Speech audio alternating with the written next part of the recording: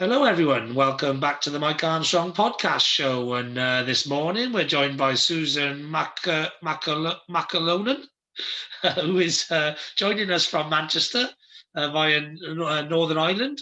And she is a business and transformation lead. So how are you doing this morning, Susan? You okay? I am pretty good. The weather here at the minute is kind of showing us all seasons in the same half hour.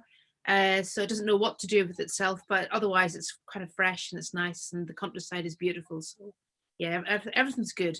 Oh, that's good. That's good. And have you had all the vicious winds that we had in Wales last night?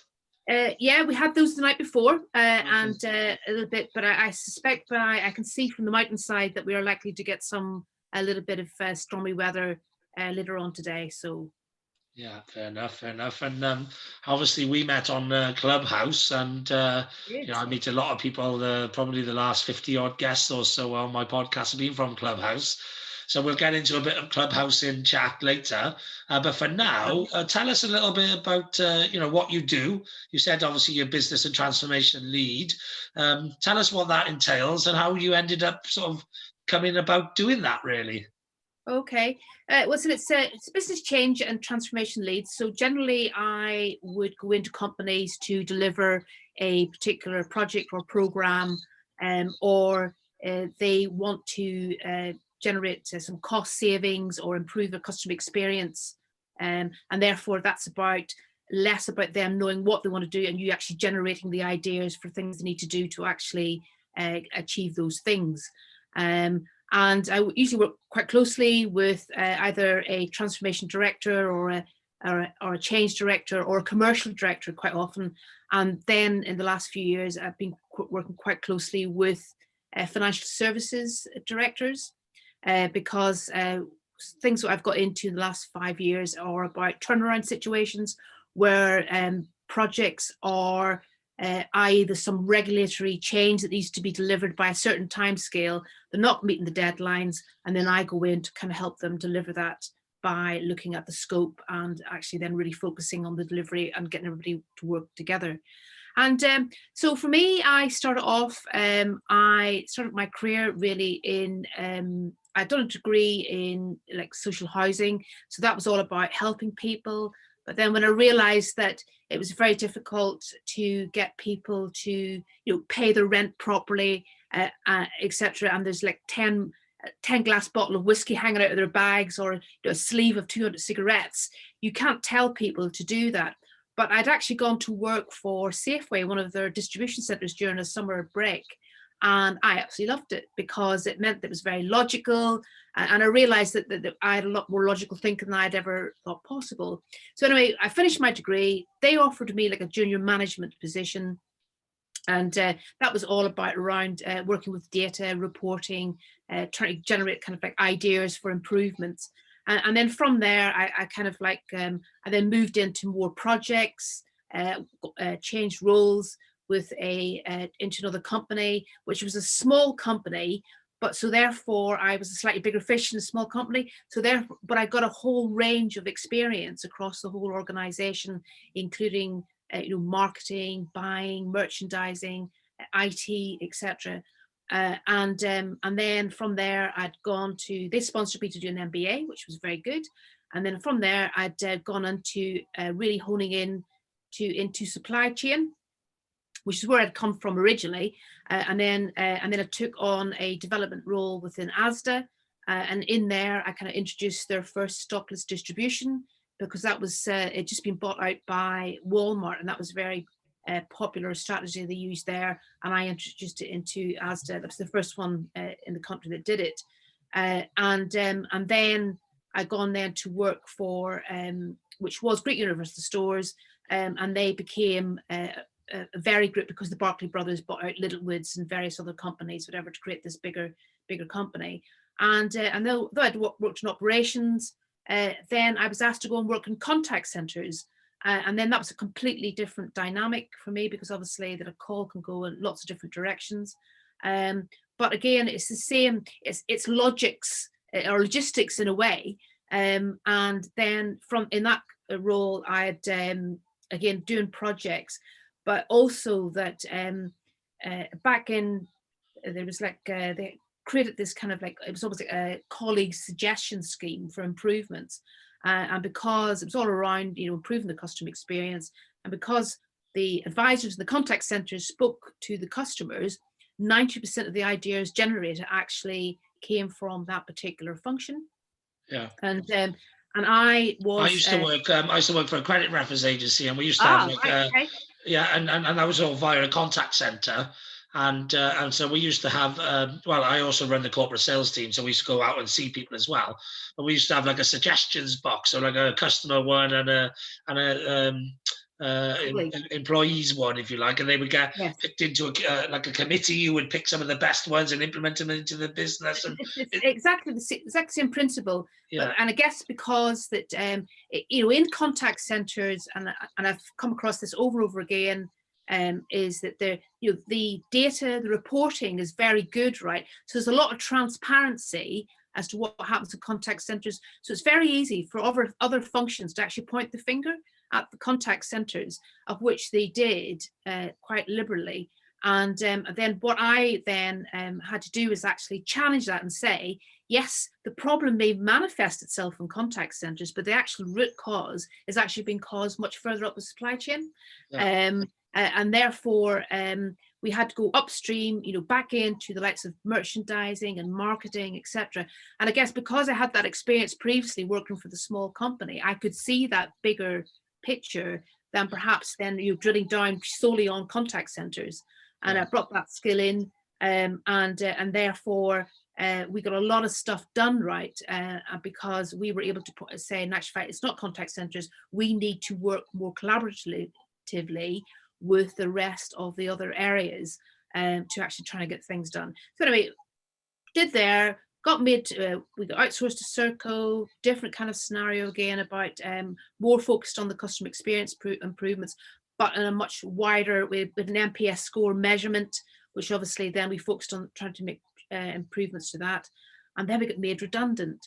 And because I'd worked there a long time, I had a little bit of money, and I decided, let's go contracting. And that's where really I am today. I've ran my own company for the last 5 to 6 years. And I've worked for a number of big and small organizations, both retail, financial services, utilities, telecommunications, and again, very much, using a lot of the skills I had got even much earlier in my career, right, to actually bring in. I usually get titles like, when you're at those companies, you go in for like 9 months, 12 months, 18 months was the longest I did.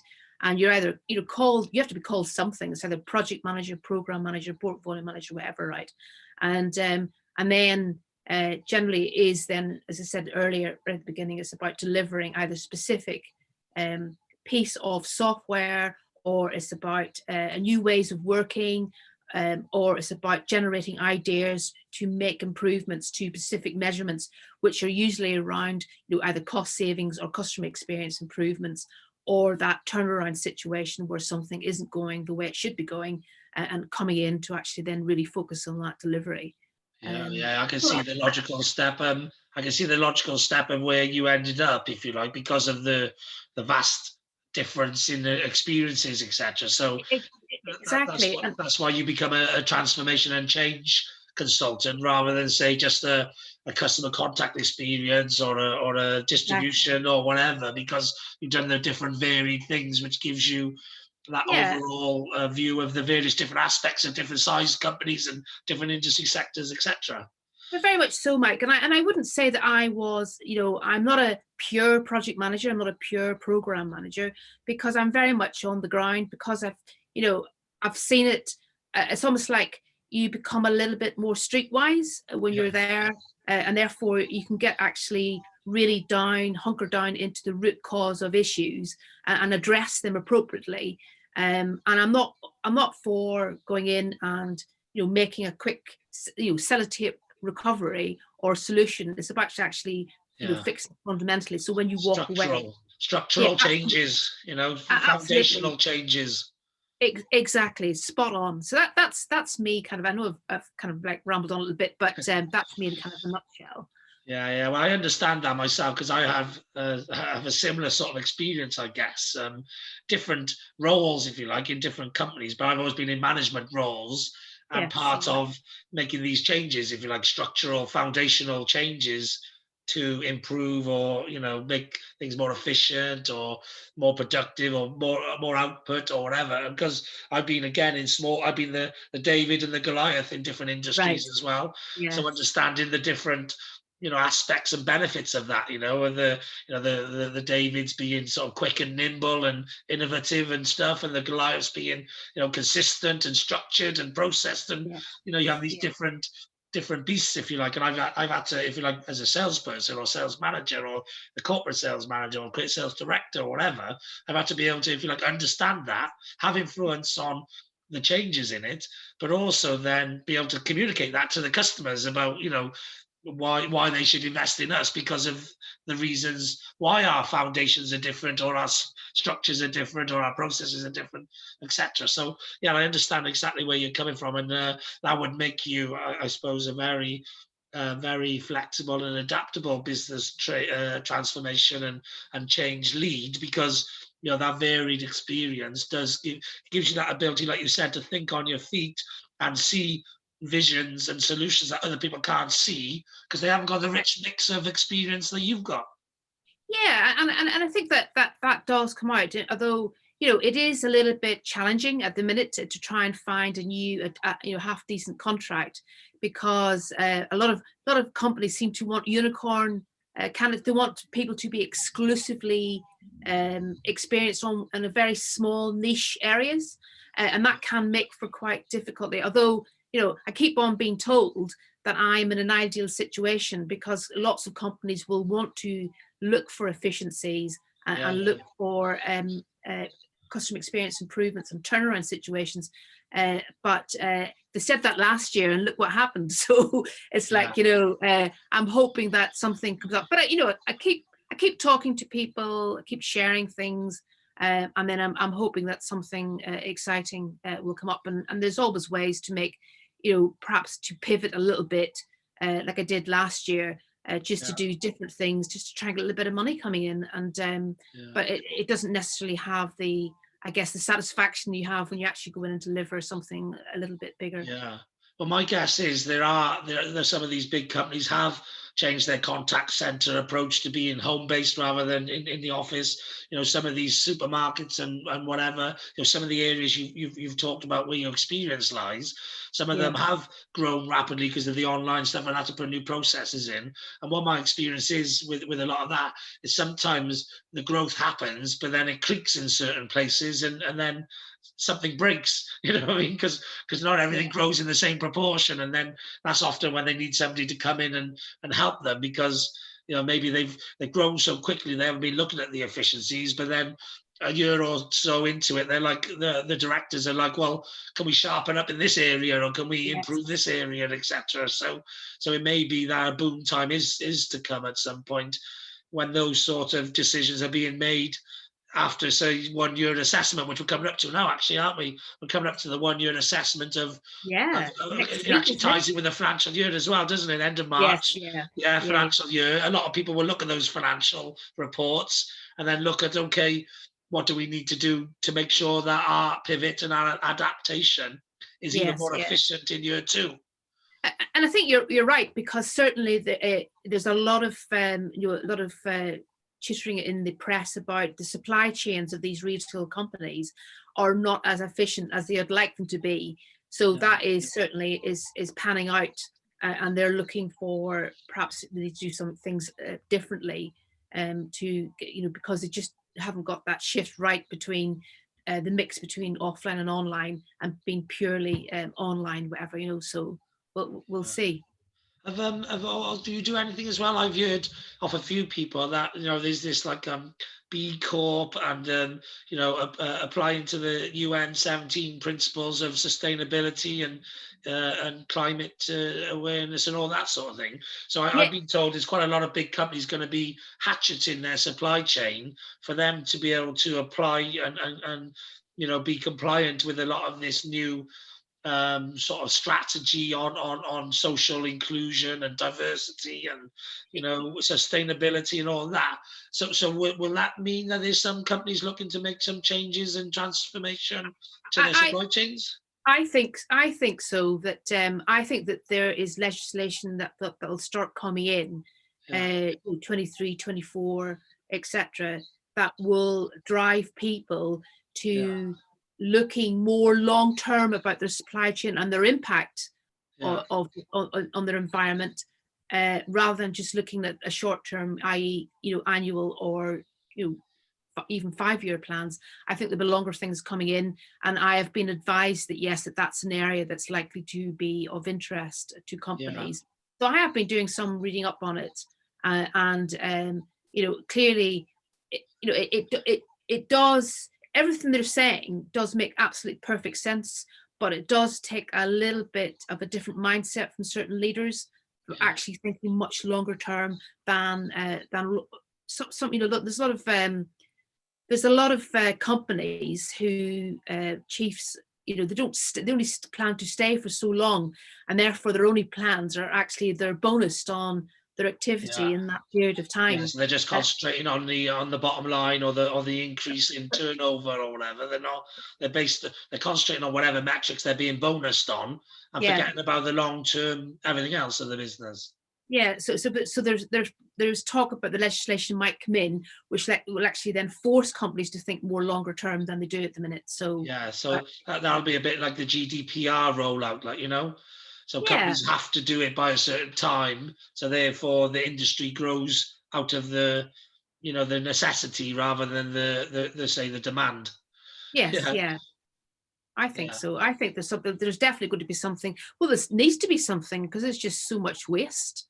And there's only so much they can do about it. So by voluntary means, now it's about actually making people do things because it's the right thing to do. Yeah, but it's like they try and make all the people solve all the problems with like recycling and climate and all that. When the people are like we're like little tiny like lemons in comparison to the big corporates. You know what I mean? Right, yeah. It's like they try and make us like save the planet, whereas we can't save the planet. It needs to be legislation. It needs to be the big boys, the big companies.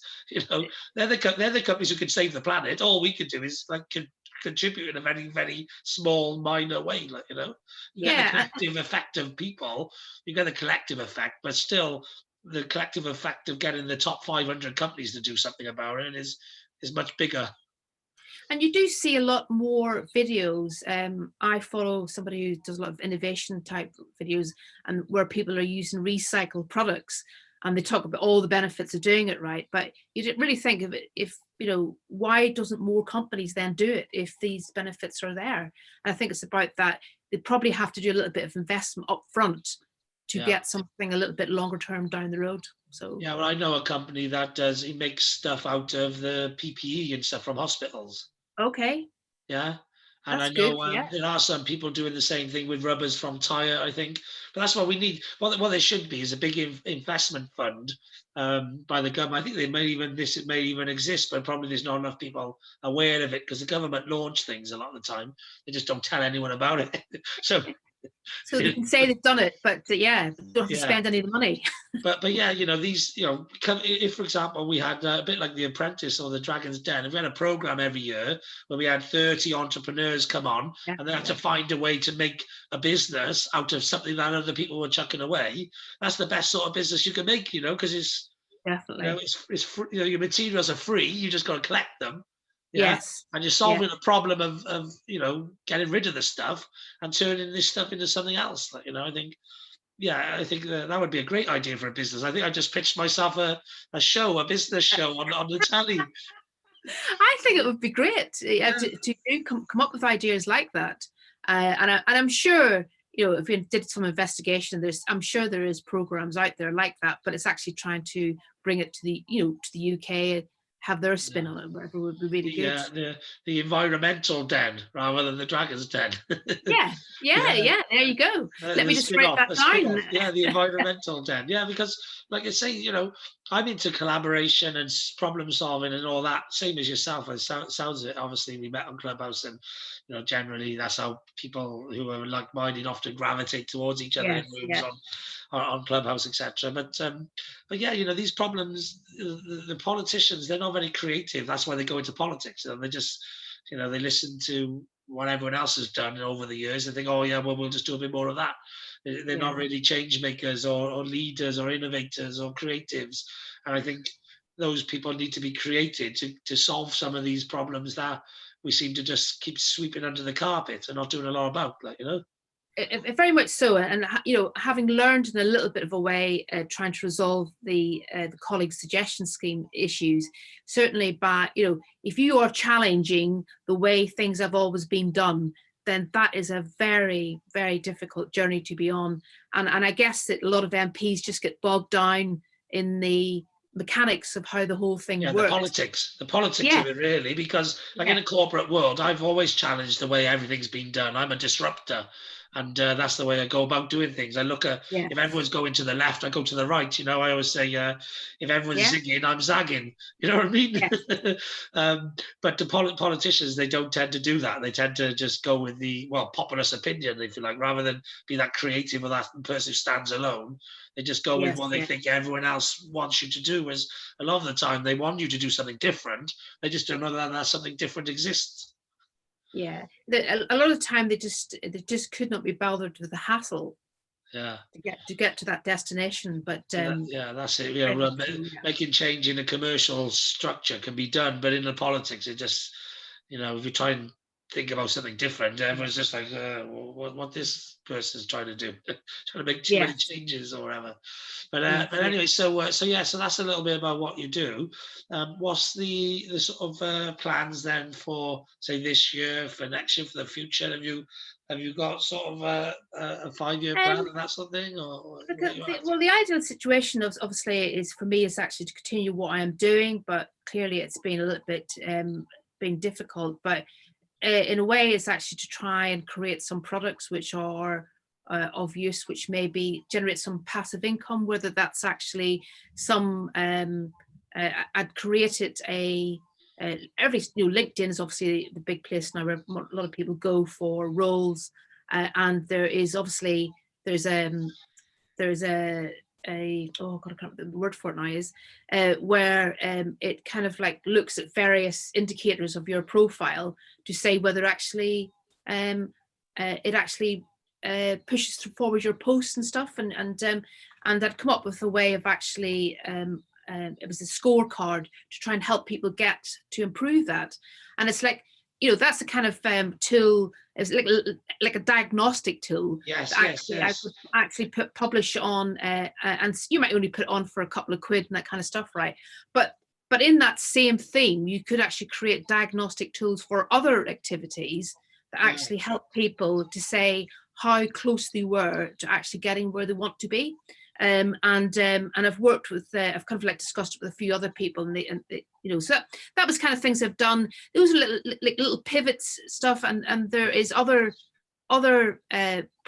small, they call them splinter products, where you kind of like take a shaving of things Yeah. that you do normally end to end and actually sell them as smaller products in the hope then people might be tempted in to actually buy a much bigger. Yeah, you could do like an ebook basically of like a change and transformation in Correct. supply chain, or change and transformation in call centers, contact centers, wherever.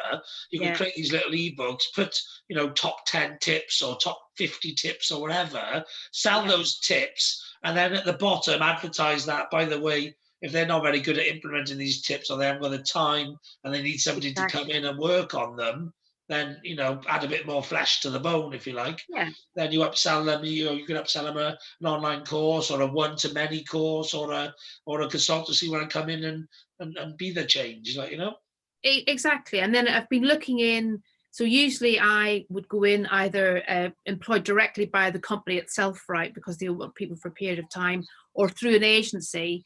And then I was looking into perhaps then actually being the person actually bids for the work in the first place.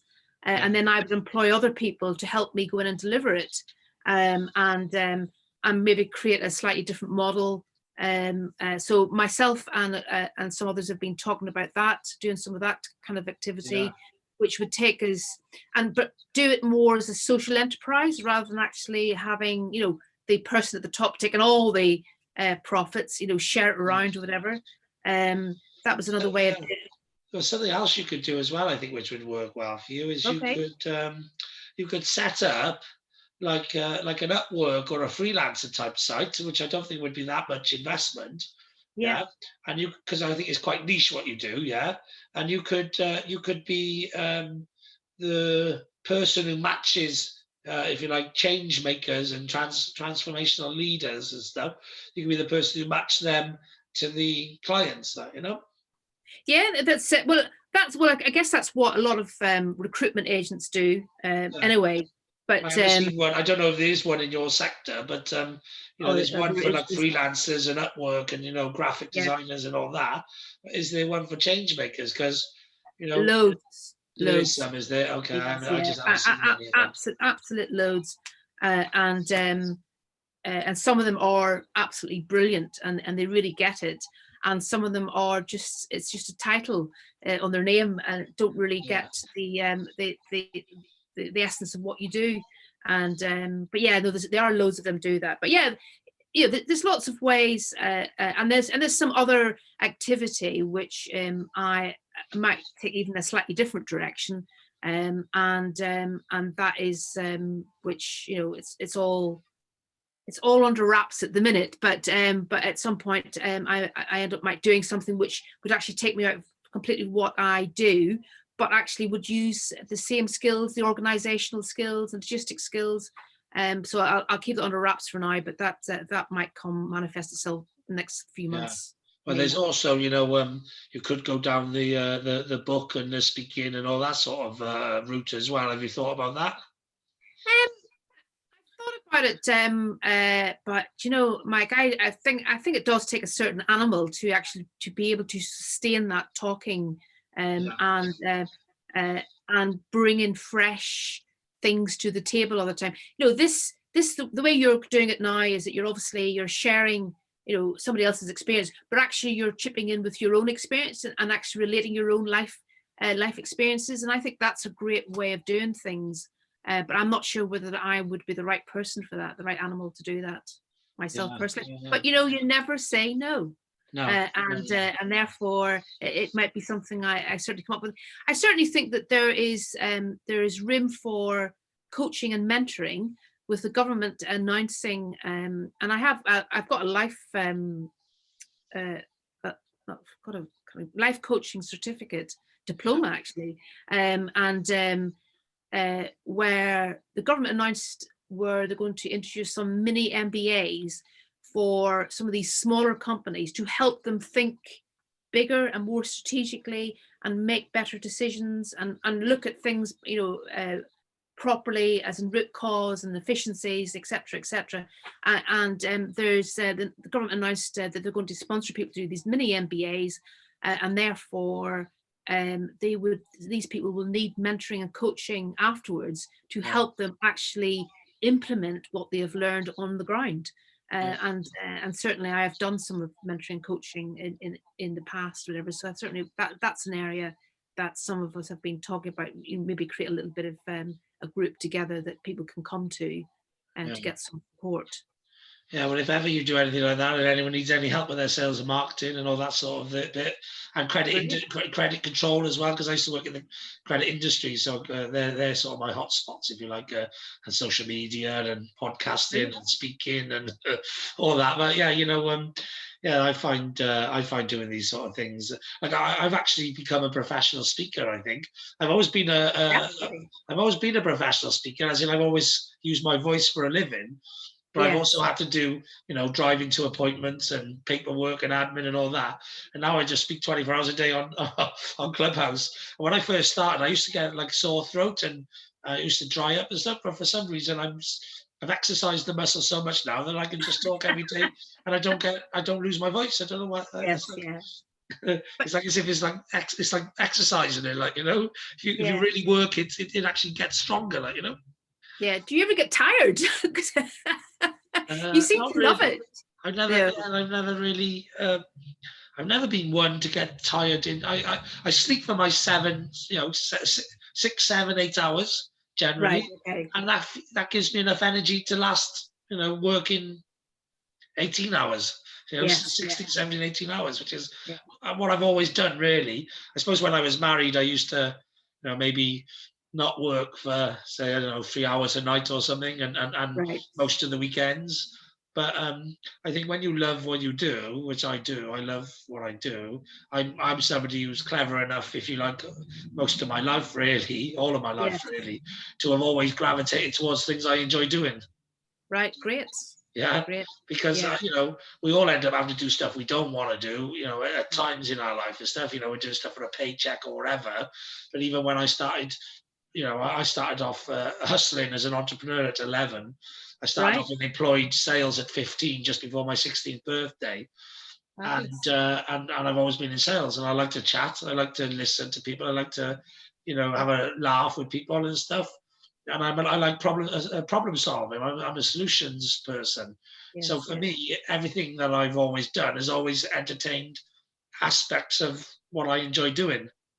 Yeah, it's interesting that you're saying there that you always you love what you do, etc. And I think for me, this dilemma about working for somebody else or working for yourself, Yeah, and certainly for me, that maybe it would have been easier for me to get a permanent role in the last year, but I want to stick to doing what I do, i.e., yeah, have a level of independence, yeah, which I think I would be very, you know, I'm not saying I'm disagreeable, but I certainly think that I don't like you talk about politics. I don't like the company politics no, or the regime you have to stick to or the assessments, which are very subjective. I like to go in and actually help it and then leave something and then walk away, uh, yeah. rather than actually sticking with and playing the game within the companies. Yeah, I just Well, like being in charge of my own diary, my own yeah, destiny. You know what I mean? I don't like being told what to do, really. I yeah, want to do what I want to do, because you only got one life, innit? So why spend it? Why spend your entire life doing what other people tell you to do when you yeah. can decide what you want to do? Exactly, and I think that's what I was talking there about doing maybe a mixture of things, and I think that type of almost like portfolio style of career Yeah, allows you that flexibility to do a little bit more of what you want to do, yeah, and take time to actually explore particular avenues, which yeah, turn out to be quite profitable for you. yeah. Definitely, definitely. I always encourage people. That's one of my big missions in life, is encouraging people to chase, their dreams, really, to do what they want to do, not be listened to. But everyone gets, when you're a kid, you always want to be a fireman or an astronaut or whatever, a scientist or a teacher or whatever it is. But then at some point you hit a part of your life where people tell you can't do it, or maybe your results aren't good enough or whatever, and you get talked out of it. And I'm always like trying to talk people back into it, because it doesn't matter what your results are. It doesn't matter what people tell you. What matters is whether you really want it or not. If you want something bad enough, you can make it. You can make anything happen. Generally, if you want it bad enough. Enough. Yeah, and I think, but and it was just a reflection also, even within companies, when you go in there and to try to improve things, that they often say to you, "Oh, we've always done it this way," etc. And again, it's about getting people to change. I have to kind of like engage a lot of people emotionally to try and get them to change their minds about things, and that I think I'm only able to do that because I work independently rather than Yeah. actually being part of the normal regime within the company. Yeah, yeah. I used to have to do the same things. I used to have to go into big corporate companies, find out how they were doing things, and try and find an alternative way to do it better. Using Yes. technology and modern things that they maybe, just because they've always done something a certain way doesn't mean it's the best way. A lot of the time it's Frankenstein. As you grow rapid, and you put things together because of Absolutely. necessity, and they're not efficient. They're just the way they are. And Yes. sometimes you've got to rip them up and put something new in for it to work much better, Yeah, exactly. And that's exactly what I do is I go in and actually try to do it differently, rather than actually do it the way they think that should be Yeah, done. Look yeah, to yeah, see what is it they want to really do. What is it they need to do with the customer? Because that's the yeah, key person in this game, right? and then work backwards to see how they can actually do it more efficiently. But try to do it so that actually they don't have to spend lots of money doing it, or as you say, get some technology to come in, actually, which will help them on that journey. Yeah, and a lot of the time when you're in the business, you're too close to it, so you see everything. Oh, this is how it works. You don't step away and overview it and question it and go, well, why is it that way? So I think from what you just said there, we both do a similar sort of thing. That's what I used to do.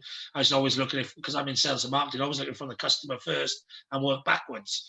So many people start from the company and work forwards, but if you just start with the end point in mind and work backwards, it's a lot easier.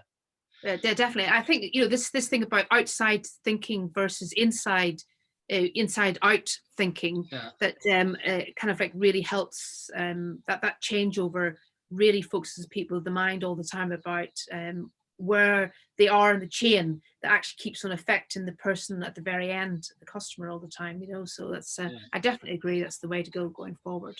Yeah, brilliant. So do you have any sort of websites or places to direct people at the moment? Obviously, I guess social media and all that, but what are the sort of places people can seek you out and get engaged with you and see what you're doing? Yeah, so my main place where I engage with people is actually on LinkedIn, because that's where my customers are and my clients are, and then it's about either commenting on other people's posts that actually are maybe gurus in the industry, or else I actually write my own posts, which is usually about a story about some of the things that I have done and how I've gone about it and what were the lessons learned. I kind of case studies, really, and just but make a little bit of a story about it, and then try to get people to engage with me, and stuff. And I've had a few approaches through in that way.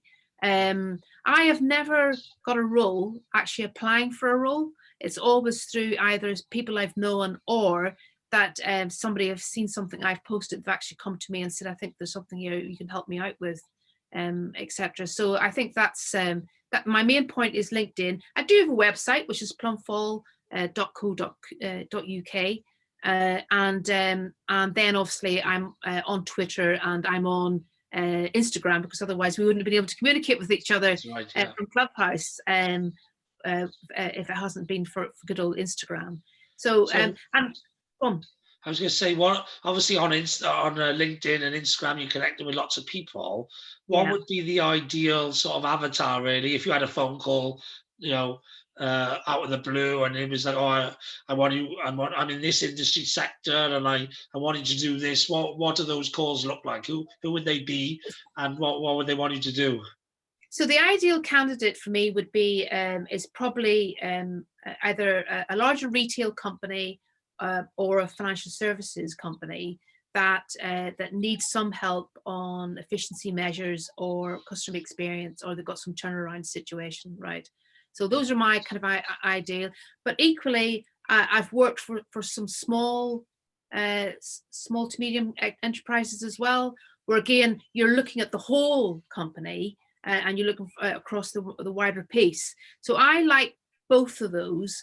And I think if I had to pick one, I think the small to medium enterprise is actually probably a little bit more interesting, because you actually cut across all areas and you end up working, across the enterprise and more cross-functionally, lots of different people, and you're seeing things from different angles, and it's a little bit more complex, and therefore it makes it quite a bit more interesting to try and smooth out all that complexity and deliver something which is actually quite powerful to that organization. You have relationships, affiliate type relationships with business consultants and advisors. So I'm connected to a number of other consultancies that, and obviously then there is various institutions, like the Change Management Institution and various organizations like that. But the other consultancies are they're probably a little bit bigger than mine, and then obviously I would go in for either short periods of time to actually help them out with small pieces of work, or a slightly larger project of delivery. So I engage with them, but we're all saying the same thing. People are telling us that companies are crying out for people to help them work more efficiently, but nobody's hiring, or the hiring process is quite slow. I do think there's going to be quite a lot of the regulatory area, whether that is in every industry has a certain amount of regulation. So it could be in anything like the FCA or Ofcom or Ofwat or whatever. So therefore, those are areas that I've actually worked in, and they all kind of work the same similar way. I think that's going to be a big area of interest going forward. But yeah, you're keeping your ear to the ground. You're chatting to people. I organise a meet up with some fellow job seekers from across different industries every Wednesday evening, and we kind of chat about how the experience is being, but we obviously share ideas or any news that we've had about things that may come up and who it might be worthwhile to contact. So there has been some people in that group I've actually advised them you might be a useful contact to them, because your network is absolutely fantastic and you know a lot of people. So I'll drop you a line of who they are, and I'll make sure that they try and engage with you. Yeah, brilliant. Yeah, definitely. And like I say, I always like to ask that, one for my audience and listeners to know, but also for me then when I meet people, if I know somebody's in retail or the finance sector or wherever, then I need to when somebody says to me what they do, I need to have that link in my head that thinks, oh, okay, this is what I can direct to Susan. Yes, yeah. So these guys are not they're not in the same industry as me, but they've worked in like marketing director. There's been operations director, and one is a chief operating officer. And they've worked in small companies and large companies and startups, etc. So again, it's all about bringing that wealth of experience. But again, as I say, it's just about you'll know either something about that industry, or you might know a contact, and I thought, Mike would be a good person to make contact with.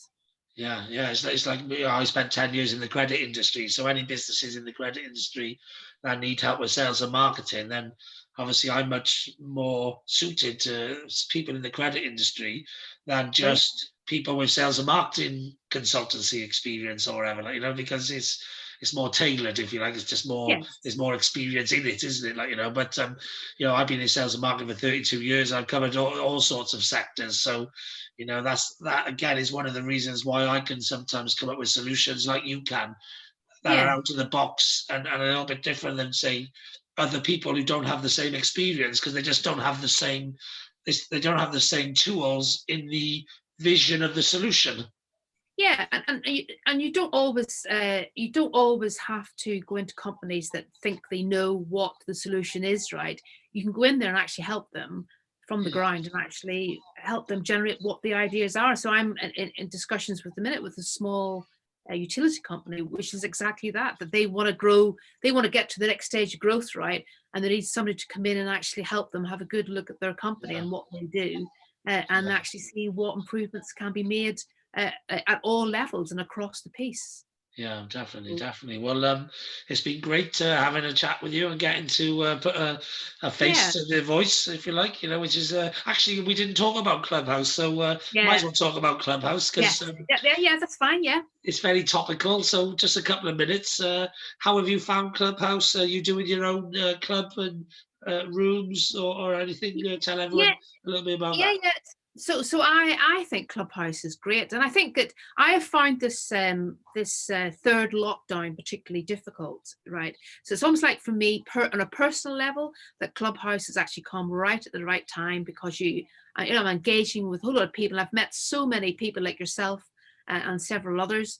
And then I do have a Clubhouse which is called Retail Therapy, and then every Friday at 2:00 at the minute, I'm meeting up with another lady called Jenny Barnes, and we talk about all things retail. But this is more about what's happening in the retail industry, what's the challenges, what's happening, offline versus online, how to use data effectively to make better decisions in retail. And I just think that's one of those things that everybody has a view, because we all shop. And therefore there's something to talk about everybody.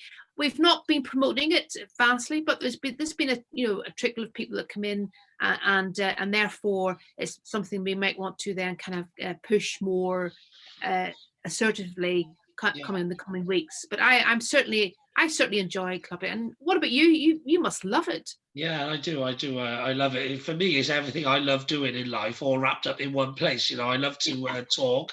I love to listen. I love to teach. I love to learn. I love to connect and collaborate. You know what I mean? It's like literally everything that I want to do is in one place. I love working and I love socializing, and I do both at the same time quite often. Yeah. You know, and quite often I'm networking and I'm socializing at the same time. You know, that's because I don't see it as work-life balance. I just see it as life. Just enjoy life, live life to your happiest. Like, you know what I mean? That's what I'm all about. And actually, something on that. And for people, I've only just set up my club, so I don't even think I've mentioned this since I set the club. But I've set up the Screw the Big Rooms club. And obviously, I do a room on there 24/7. Whether I will do that long term or not, I don't know. I'm trying to get other people to do rooms as well, so I can do a wraparound service. So the club runs 24/7, but different people are doing it. That's my vision for a longer term. Yeah, good stuff. And I call it connect with others here. You know, screw the big rooms, connect with others here. What I'm thinking about doing is allowing people to set up like niche ones. So like connect with other retailers here, or connect with other change makers here. Yeah. So that's what I want to do. I'm going to do a few of my own. So I'm going to do a few of my own, like maybe like a power hour starting next week, when I might do my 24-hour room, which is a bit like a bar area, but I might do connect with other podcasters here, or connect with other social media influencers, salespeople, marketers, because I've got so many different aspects of me that I'll do my own aspects and then encourage other people to do their connect with other, you know, environmentalists here, or connect with other change makers here, whatever. Yeah. Well, put me down for I want to connect with other business change people and transformation people. Yeah, and so, I think I'd host a room and definitely try to get people to come into it, because there is some people obviously I know who are in those areas, and I think they would be like, you know, just like to talk to other people. Well, I got 220 members at the moment in the club. That's in like however many days, like less than a week. Yeah. And obviously, because I'm on this so long, what I'm going to do is let people leverage my contacts for their events. So therefore they have bigger events, if you like. But obviously, I'm then leveraging their contacts, some new people to my club. So it's like win-win, which is how I do everything. Everything in my life is about win-win business. Like, you know what I mean? The more winners, the better. So that's what my long-term plan is to try and get enough people doing enough events on my club so that I don't have to do 24/7. Then I can just do 2 hours in between, sort of like that club and that club, 4 hours in between that sort of thing, like, you know. Fantastic. That sounds great. And I think what I really like about Screw the Big Rooms, connect with people here, is because it's almost like, to me, that is my home, my home base. A lot of people say that it's their safe space, like, you know, is when you get fed up elsewhere, you just come and chill out, and, you know, you can talk about anything. You know, I love when you go to big expos and convention centers and stuff, when you're working and you're exhibiting and all that. I love the bar area at the end of the night or the end of the event, and that's what I see it, you know, or the coffee shop area. I see it. That's what I see it as, really. It's like the coffee shop of Clubhouse, or the bar area of Clubhouse, you know, where people just pop in and have a chat and be real, rather than be in work mode or, you know, pitching mode, whatever. They can just come in and be themselves, like, you know. Exactly right. And my ego doesn't matter. It doesn't have to be bigger than yours for me to be effective, you know. So that's what I love about it. It's just very leveling, and everybody just talks to. And I was listening to a really great chat this morning from a couple of people on your room talking about AHDH. And it was so interesting on how they, you know, a little bit of insight how it was for them, and it was really, really good, and that's the kind of thing you just talk about lots of different subjects. That's what I love about it, because I'm a variety is the spice of life kind of person, like, you know what I mean? If people come in and they want to talk about areas I have contribution to make, I'll contribute. If they want to come in and talk about something I have no contribution to make, I'll just listen. You know what I mean? And that's the great thing, is that, you know, you can, which is great for the voice as well, because you get your times where you contributed, you get your times where you just, you know, it's learning something about something you may never have learned about, like, you know. No, I definitely, everybody I speak to, I encourage them to go to your room if you wanted somewhere just to, even just to practice how to be a moderator, and that kind of stuff, and meet some other people for the first time. Yeah, well, that's what I'm going to try, because I used to, before I did the 24/7 room, I used to do speed networking, global speed networking. I used to do a moderator room where I would teach people how to moderate. Yes. And I used to do I'm addicted to Clubhouse and I don't care, which was like just a Clubhouse room. I was just trying different things, and that's what I want to start bringing back into my 24/7 room now, because I've just been doing the same thing for like 6 weeks, and although it's the same thing, it's very varied and different, because it depends on who's in and what the conversation goes. But I want to do a few focus areas, if you like, on the stuff.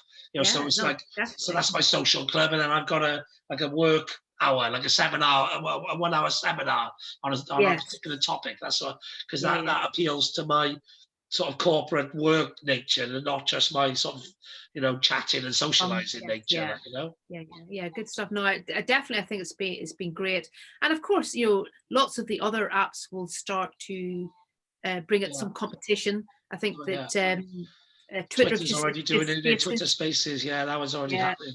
I haven't been on it yet, but I'm nor have I. But I think that'd be quite interesting as well. So, but I think Clubhouse has been it's great, and I hope to God. But I do think it probably has had its time, and it will wane out at some point. I think it's definitely peaked. Not in numbers, but in like experience and stuff, because as soon as the world starts opening up now, hopefully there's never going to be another lockdown situation on a global basis like there has been. So from a giving people time to use it point of view, it's probably peaked. I think it'll have more users, but I think the users will be less frequent and less often on the site going forward. As in, what else can they do with it that actually will make it an exciting place to be? As it has been in the last 6 weeks. Yeah, but I think there's a lot. I think it can go a lot in regards to experience and a type of events and stuff. I think that will develop a lot. I think there's going to be a lot more like virtual events, like music events, conference, festivals, all that sort of stuff. I think I can see it going a lot way. So it's peaked, as in, I think time spent on site and engagement is peaked.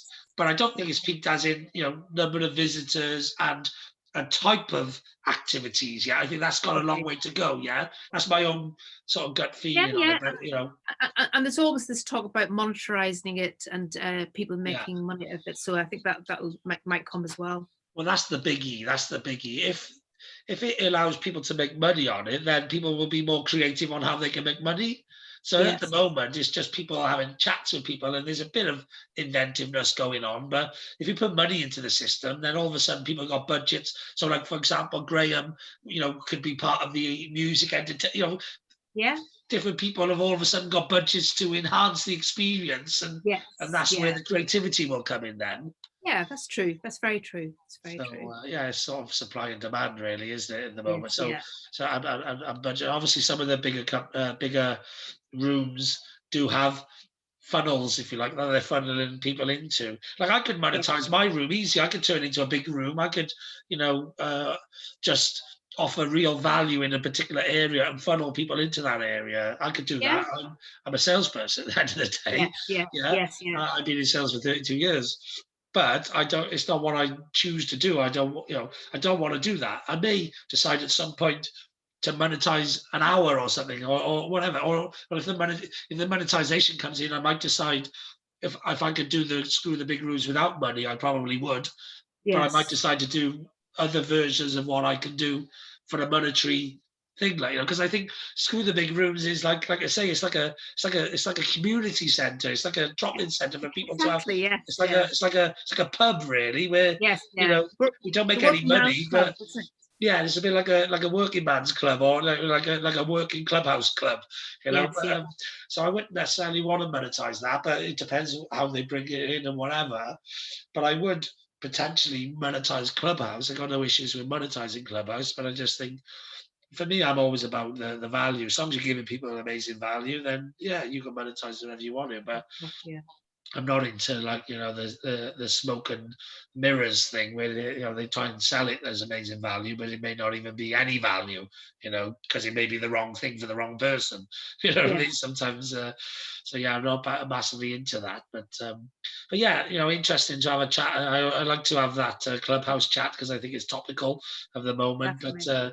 But nice to see, obviously, what you're doing with changes, and hopefully, like I say, hopefully there will be some assessment at this 1 year anniversary, and the jobs will come in for you with regards to change and stuff and efficiencies, because I think there's going to be a lot of companies that do need it. And yeah, my suggestion, maybe have a look at the fast growth companies in the last year once they've all filed their accounts, and maybe do a bit of a targeted campaign hitting some of those operations directors and managing directors and CEOs with I can see you're doing well at the moment, but are there efficiencies to be had type message? Yeah.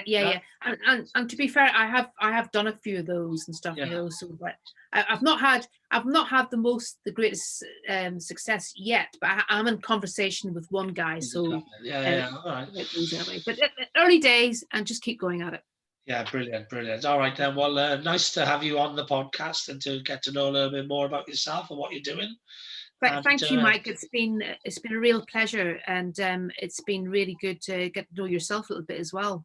Yeah, brilliant. Yeah, well, lovely to get you on the podcast. And if ever there's anything else going on and you want to come back or if you want to deep dive on a particular subject, I'm more than happy to do that. My first chat is always a getting to know you thing, but then I'm always happy to deep dive if there was, a particular subject matter you wanted to talk about, and whatever. I'm happy to have any entrepreneurial content on my podcast and help educate my listeners and my viewers in whatever ways we can, Yeah, fantastic. It's been my pleasure. Brilliant. All right. I look forward to seeing you on Clubhouse next. Okay. Thanks, all right, Mike. all the best. Take care now. Bye-bye. Stay safe.